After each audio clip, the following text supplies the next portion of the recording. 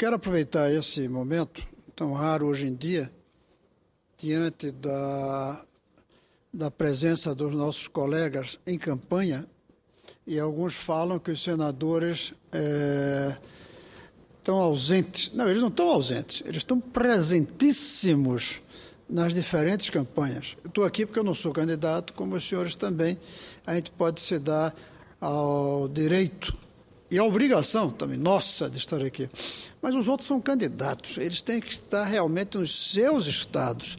O Senado está funcionando plenamente, cada senador no seu estado. Essa é a maneira do Senado funcionar no período de eleição. Mas como não estou disputando a eleição, eu creio que eu posso me dar o luxo, senador Fleury, de manifestar um descontentamento com os nossos candidatos pela ausência de certos temas fundamentais para o futuro do país nos debates presidenciais. O que nós vemos são candidatos prisioneiros do presente, sem sonhos para o futuro, sem propostas para o longo prazo. Imagine se Juscelino tivesse sido candidato, senador Antônio Aureliano, e o senhor como mineiro percebe isso. Imagine se ele tivesse sido candidato pensando só em qual seria o preço do café, qual seria só o preço do leite, qual seria apenas a melhoria que tinha que fazer no Porto de Santos. Tudo local. Não. Ele fez, durante a sua campanha, a proposta de que ele seria o presidente da industrialização, que ele faria uma reorientação no futuro do país, em direção a um mundo moderno, da indústria, da urbanização, no lugar da economia agrícola e da sociedade rural. A gente não está vendo isso hoje. A gente não está vendo o Juscelino pensando os próximos 50 anos. São candidatos que pensam no máximo as próximas 50 semanas do primeiro ano de governo. E aí a gente não vê temas fundamentais. Por exemplo, apenas para citar alguns, sem uma reflexão maior, nós temos a crise profunda que atravessa o estado de São Paulo, o Nordeste e outras áreas da escassez de água.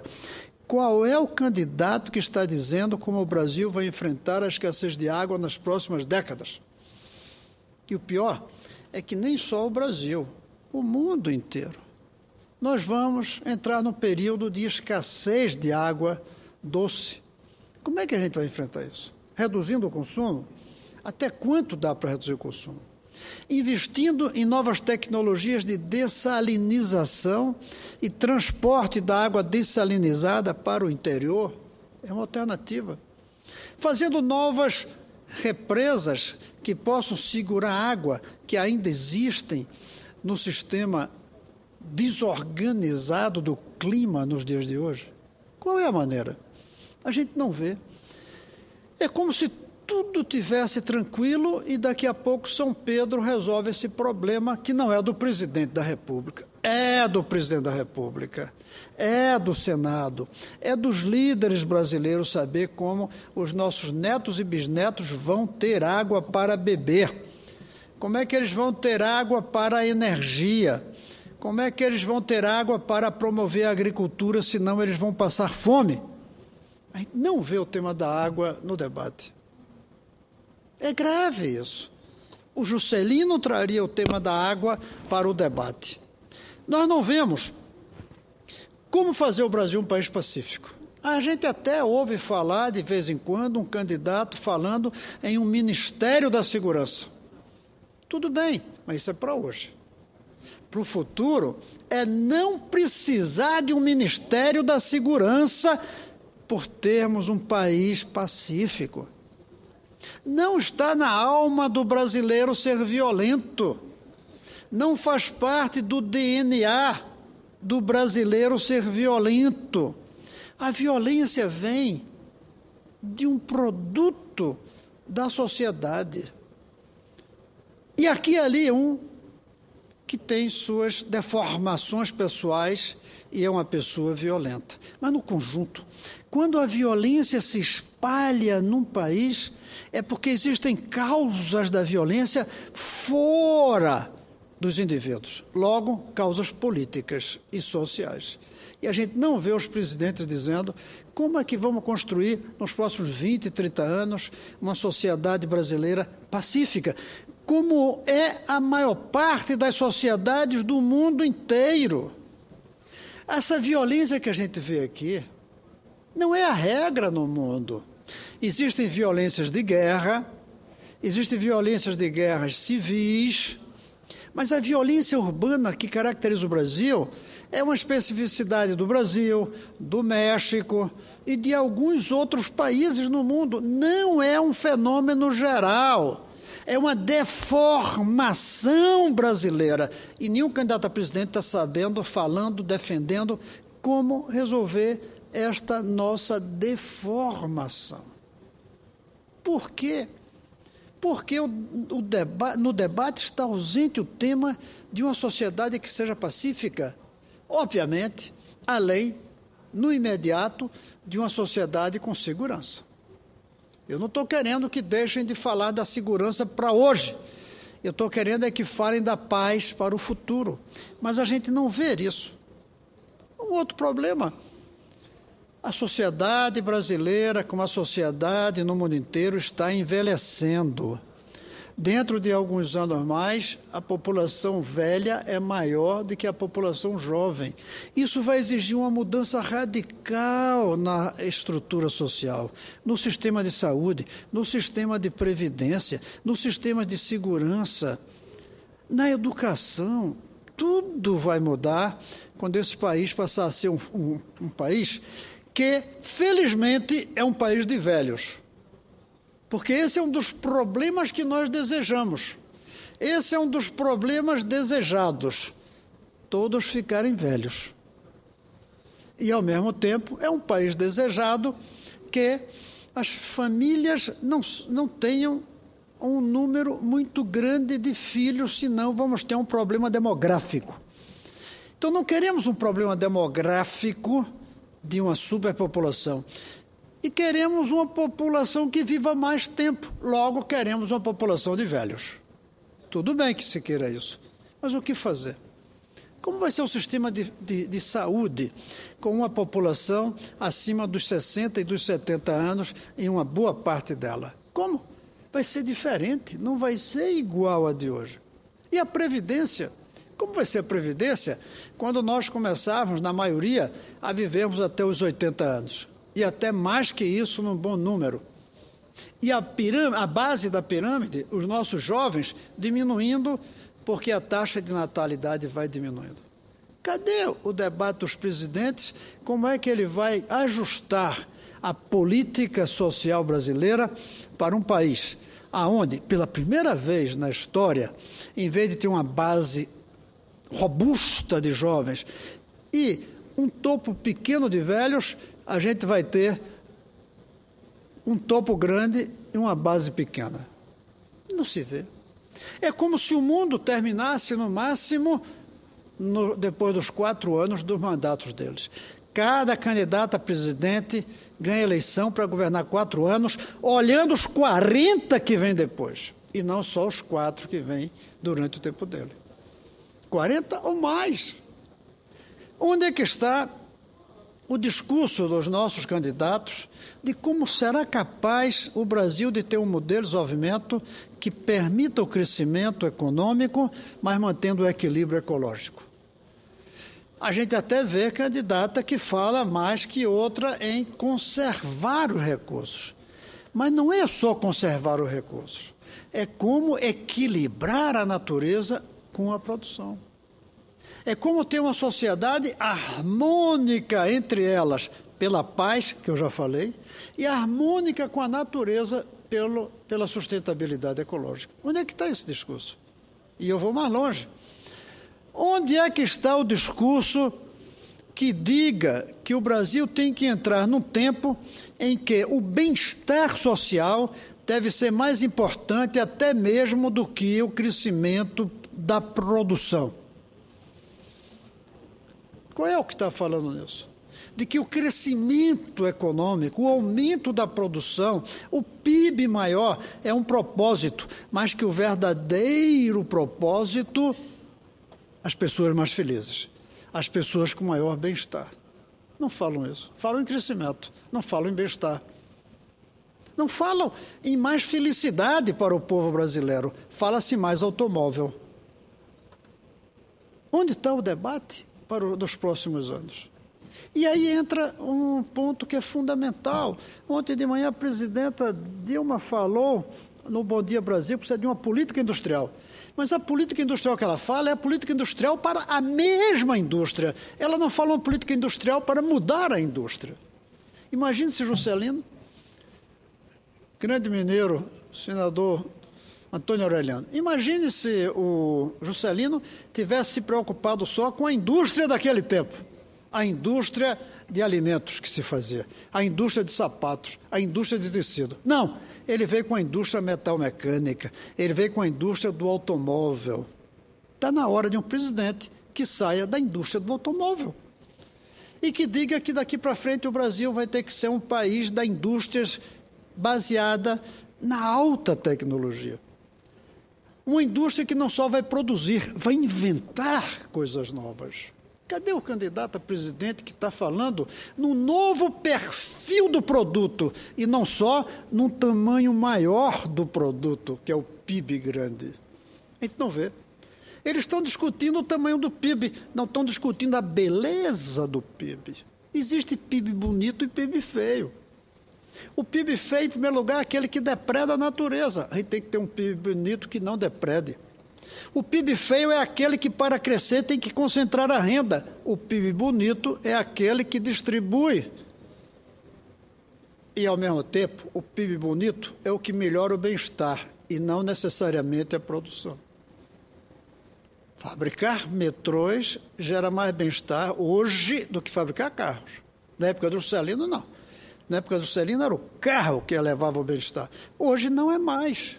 Cadê o presidente propondo, ou a presidente, cadê o candidato propondo um novo modelo de desenvolvimento industrial e não políticas para o velho modelo industrial?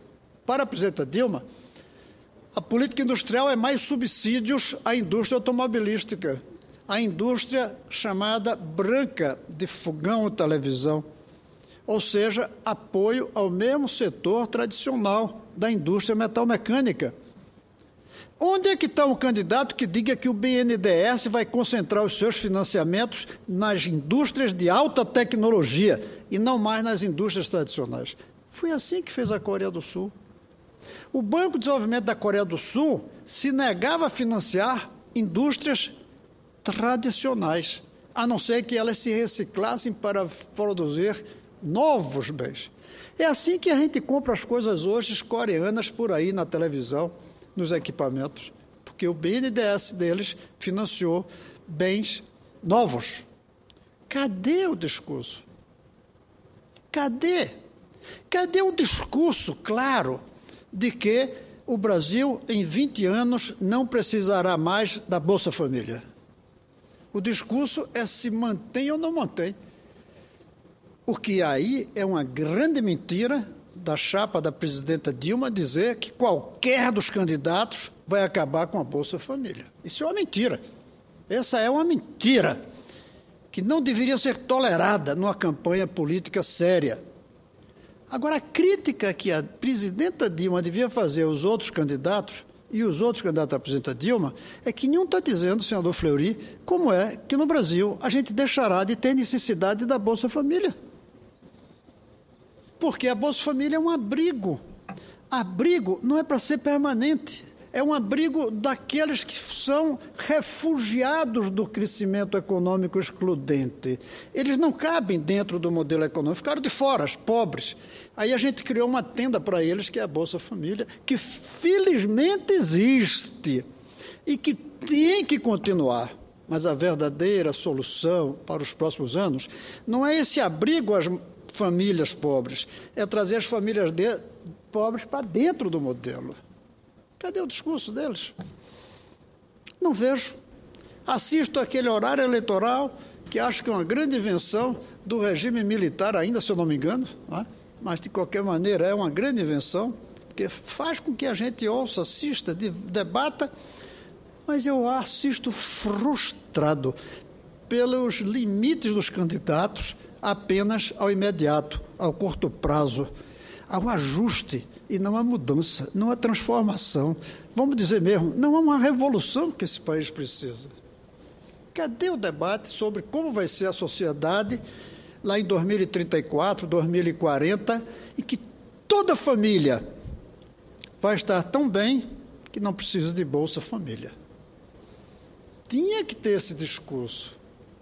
Tinha que ter um candidato a presidente que dissesse: enquanto uma família precisar de Bolsa Família, ela vai receber.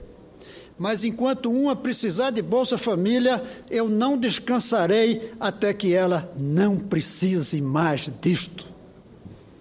E, provavelmente, não são os velhos dessa família, são as crianças. E aí também, cadê o candidato dizendo com clareza que vai abolir a necessidade da Bolsa Família através da educação de qualidade dos seus filhos? Não tem. Tem candidato dizendo que vai implantar horário integral. Não diz como. A educação no Brasil é municipalizada. Nenhum presidente vai ter condições de implantar horário integral num sistema municipalizado. Mas cadê um candidato que diga: eu vou adotar as escolas das cidades cujas prefeituras de tão pobres não podem dar uma boa educação às crianças da sua cidade? Não teve.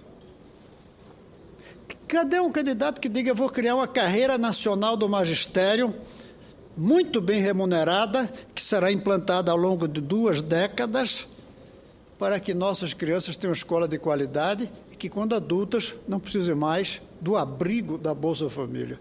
Não tem. O debate está extremamente frágil, imediatista e frustrante. Por isso que as pessoas não estão entusiasmadas com a eleição.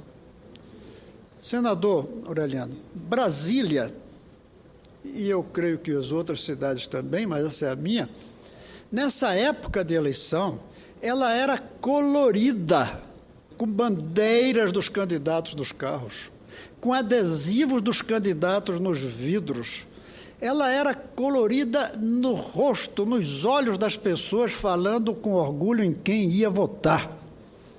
Hoje é um silêncio, às vezes até um constrangimento em que diz: eu vou votar em fulano, mas diz bem baixinho, sem o orgulho de antes. E os carros, os vidros limpinhos e nenhum quase com bandeira. Onde estão as bandeiras, senador? Onde estão as bandeiras dos candidatos que a gente via em profusão nas eleições passadas? Essas bandeiras estão escondidas por falta de sedução nos discursos dos candidatos de hoje. Claro que houve também uma desmoralização da política, pela corrupção, pela degradação do processo, pelas formas coniventes como se faz política, pela promiscuidade do setor público com o privado e até com o executivo, com o judiciário, com o legislativo. Houve uma degradação. Mas eu acho que o que realmente está abatendo o eleitor é a falta de sonhos, de propostas para o futuro, de projetos consistentes, como Juscelino trouxe, de como esse país pode mudar, reorientar-se para um novo tempo. Nós estamos fazendo uma eleição como se ela fosse influir apenas nos próximos 4 anos. Um país que faz eleição pensando apenas nos próximos 4 anos é um país sem futuro. Porque não é em 4 anos que se esgota um futuro de país. Nem da gente 4 anos basta. Imagine de um país. Nós estamos prisioneiros do presente e da ausência de sonhos, de propósitos novos. E nunca, talvez, desde os anos 30 e 50, foi tão necessário isso. Porque nessas últimas 2, 3 décadas, a gente precisou apenas do sonho da democracia. Acabar com a tortura, acabar com exílio. Fora isso, o resto estava indo. baseado no modelo econômico dos anos 30 e 50 com Juscelino. Hoje não, hoje está na hora de mudar, é uma nova economia que surge, é um novo perfil demográfico que aparece, é uma nova relação com a natureza que nos desafia. E os presidentes parece que não querem saber desafios. Em parte, porque eles trabalham, falam, propõem baseados nas pesquisas de opinião. E as pesquisas de opinião não gostam desses assuntos, querem a coisa nítida, nítida, nítida e simples. O candidato, senhor Aureliano, não só eles não estão olhando lá longe o dia em que o Brasil não precisa de Bolsa Família. A verdade é que eles têm medo de dizendo que vai lutar para que um dia não precise mais de Bolsa Família, ele perca voto, porque vão dizer dele que ele é contra a Bolsa Família. Veja a que ponto nós estamos prisioneiros do presente. Dizer que queremos um dia um país sem necessidade de Bolsa Família, parece que estamos dizendo que queremos acabar com a Bolsa Família. Porque então consegue imaginar longe, distante, futuro. Só consegue imaginar hoje. E hoje precisa sim da Bolsa Família. E hoje não dá para pensar em pacífico o país. Hoje a gente tem que pensar em como segurança. Aí a gente fica prisioneiro das palavras de hoje. E os nossos candidatos, igual que nós. E nós, igualmente que eles também. Isso deixa uma frustração e até mesmo uma indignação, que eu falo com toda franqueza, acho até bom não estar sendo candidato hoje, podendo vir aqui fazer essa crítica, essa análise, desabafar, sem preocupar se isso daria ou não daria voto. Mas eu garanto que o que eu estou dizendo é necessário para que os nossos candidatos tragam, primeiro, um Brasil melhor para o futuro e, segundo, um clima melhor para as eleições dos tempos de hoje. Era isso, senador, que eu tinha para falar, mas eu vejo que o senador Fleury me honra com o pedido de uma parte. Eu queria registrar à mesa, presidente, a minha indignação ontem na CDH, comissão que estava como presidente nosso mestre, professor Cristóvão Buarque, e pela agressividade de algumas pessoas que lá estavam, não para discutir o problema que nós estávamos por lá a discutir, mas que vieram para bagunçar, atrapalhar e aproveitar o momento para se promover que eram candidatos e agrediram com palavras durante muito tempo o nosso mestre, Cristóvão Buarque, senador Cristóvão Buarque, que com toda a sua diplomacia levou até o fim, sendo, inclusive, tentando tirá-lo de sério. Não saiu de sério o nosso presidente da CDH, porque é o mestre em educação. Mas quero aqui deixar a indignação e pedir os pares, os senadores, que no dia da comissão do CDH, que algum compareçam, não para o defendê-lo, porque ele sabe fazer sozinho, mas para dar força naquela comissão para mostrar aos que vêm para bagunçar e para aproveitar, para se promover eleitoralmente, que ali não é casa disso. Eu fiquei indignado, fiquei até o fim, assistimos às duas comissões, uma, inclusive, quero agradecer ao senador Cristóvão Buarque, que me colocou como presidente, que era a comissão de deficiente físico, mas na segunda eu fiquei indignado, fiquei até o fim, porque tentaram de todo jeito desmoralizar, mas essa palavra, ela não cabe no dicionário do nosso senador Cristóvão Buarque. É essa parte que eu queria fazer. Senador Fleury, eu agradeço muito que o senhor tenha trazido, aliás, agradeço muito a sua presença lá e o momento em que o senhor tomou a defesa da maneira como as coisas estavam acontecendo. Agora, eu agradeço, sobretudo, porque o que o senhor traz tem a ver com o que eu falo.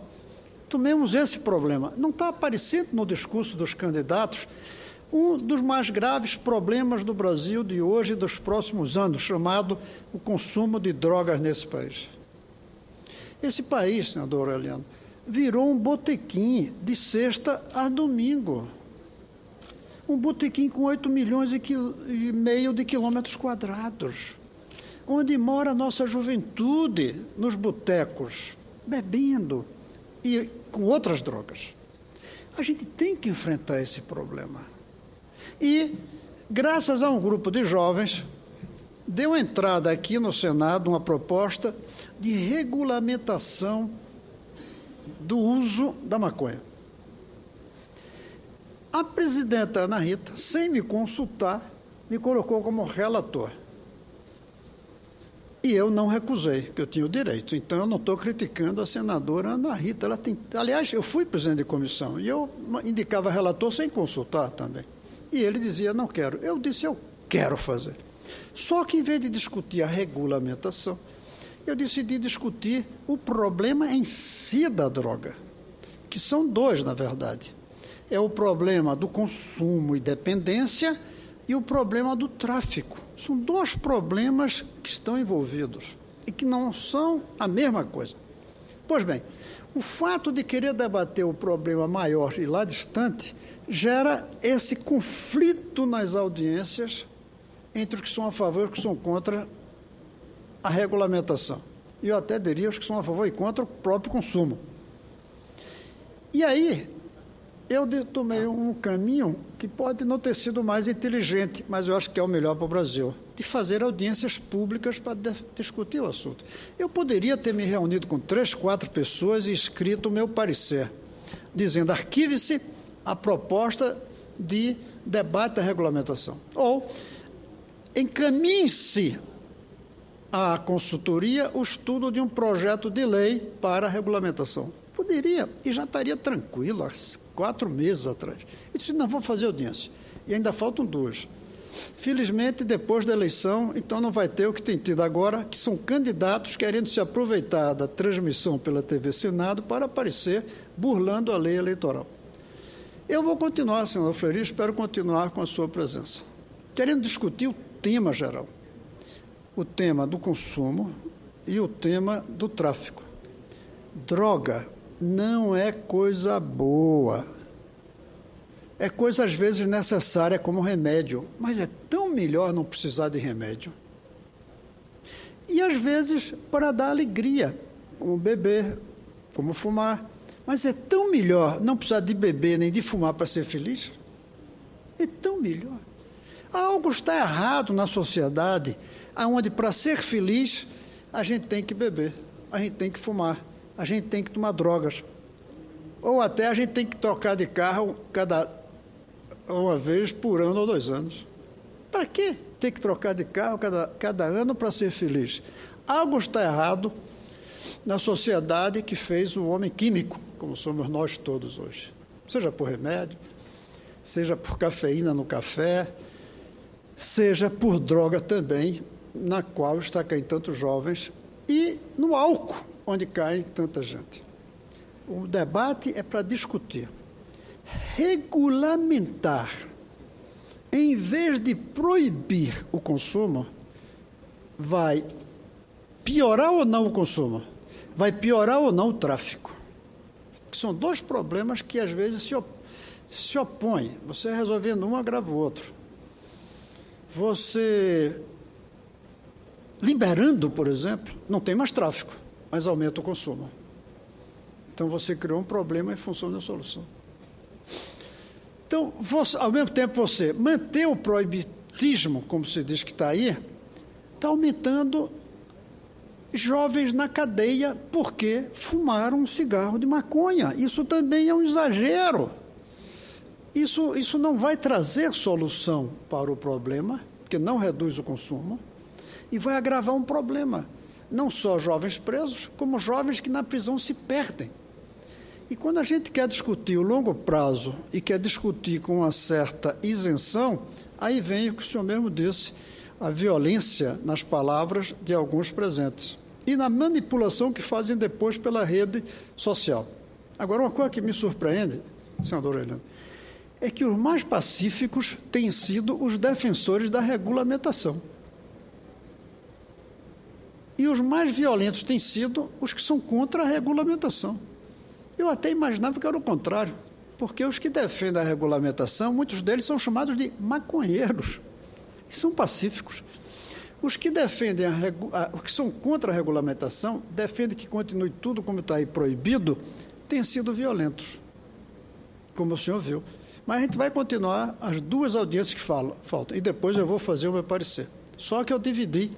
A proposta que aqui chegou trazia a discussão do uso para fins recreativos e para fins medicinais. Eu acho que do debate até aqui, eu já tenho argumento suficiente para ver que é preciso, sim, aproveitar o poder medicinal que essa erva tem. Não dá para deixar tanta gente sofrendo por causa de um preconceito no uso de uma droga. Embora tenha que se perguntar como é que ela vai ser produzida. Vai ser produzida numa farmácia, como remédio que se toma para dor, que vem do ópio, que é proibido como droga, mas é usado como matéria-prima. E aqueles que usam maconha para se protegerem durante os tratamentos de quimioterapia, que tem que tomar o chá. A gente vai deixar eles produzir ou não? Mas se deixar eles produzirem, como é que vai limitar o tamanho? Aí vem a confusão, aí vem a complexidade que o Uruguai está vivendo, que o Colorado, os Estados Unidos, está vivendo. Tudo isso exige reflexão, e eu vou levar adiante. Eu hoje não tenho posição se a regulamentação é um caminho melhor ou pior do que o proibitismo de hoje. Agora, eu tenho uma conclusão, sim. O proibitismo não está funcionando. Ele não está funcionando porque o consumo continua aumentando e ele não está funcionando porque o tráfico está aumentando. Então, ele está trazendo os dois lados negativos. A gente tem que quebrar ou os dois de preferência ou um desses dois. Vamos escolher qual, levando em conta se aumenta ou não o consumo, se maconha é ou não uma droga que coloca outras, como o álcool parece que coloca, se diminui o tráfico ou se o tráfico que hoje vende maconha vai vender outras coisas. E também o quarto, que muitos não querem, se está de acordo com o imaginário, com o sentimento, com a moral brasileira, tomar uma decisão radical como a regulamentação, que pode ferir a moral do país. Aí a gente tem que pensar. Algum tempo atrás era o divórcio. O divórcio feria a moral brasileira. Foi uma luta de muitos, muitos anos. Hoje as pessoas ficam espantadas quando alguns dizem, como eu, que sou casado há mais de 40 anos. Espanta. Em vez de espantar o divórcio, hoje espanta os casamentos duradouros. Houve uma mutação na maneira como as pessoas veem os problemas da moral. Eu, por um lado, lamento o esforço que estou fazendo, as incompreensões que recebo, o preço político que estou pagando de coordenar de fazer esse relatório. Por outro lado, eu agradeço muito a senadora Anaíta, porque me deu a chance de enfrentar um problema difícil, em um momento difícil que o Brasil vive em relação à droga. Eu queria que os outros candidatos a presidente também tivessem essa coragem de enfrentar os problemas difíceis sem ficarem prisioneiros da simplificação do imediato. Que eles não olhassem o horizonte de tempo do país limitado à data da eleição e à data do fim do seu mandato, mas sim as datas das futuras gerações que o nosso país vai ter. Era isso, senhor presidente. Muito obrigado pela tolerância e muito obrigado ao senador Fleury pela parte que me deu a oportunidade de falar de um assunto que eu nem estava pensando falar. Obrigado, senador Fleury.